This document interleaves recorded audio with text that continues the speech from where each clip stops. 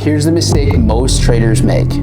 They confuse feeling impatient with being an impatient trader. You might not be an impatient trader, you just feel like one. There's a difference. You can feel the urge to rush, you can feel the pain of waiting, you can feel like you're crawling towards progress and still be a patient trader. Patience isn't an emotion, it's a decision. Let me show you what I mean. I hate waiting. You can just ask my wife, Nancy. If there's a long line, I'm gone. TSA pre-check, global entry, I have them all because I just don't like that feeling. And I have control to change it in that moment. Saves me time, I'll pay for it. But when I have no choice, when I'm stuck in a line, do you know what I do? I wait. When there's no other way, and I'm the only variable left, I control it. Assessing what is and isn't in my control, it only really leaves one option. That's patience. So why does this matter in trading? Trading will test this daily. You want to jump in after a loss. You want to chase the setup that almost triggered. You'll want to force trades just to speed up progress. That urge, that pain of waiting, it's totally normal. What defines you as a trader is whether you obey it or not.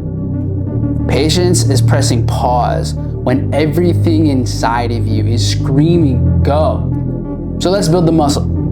Patience, it's not something you're born with, it's a muscle you train. So number one, expect the urge. You will feel it, so stop being surprised when it shows up. 2, stare it down. Sometimes I'll literally watch my finger over the mouse, stare it down, knowing I want to do something, but not allowing myself to do it. It's awful, but it works. 3, track the win. Keep a tally. How many times did impatience win, and how many times did you? That game alone will make you more competitive with yourself. 4, reframe waiting. Every boring trade you didn't take is a win. Every skipped impulse is compounding discipline. So here are my final thoughts. The market is designed to pull you out of patience.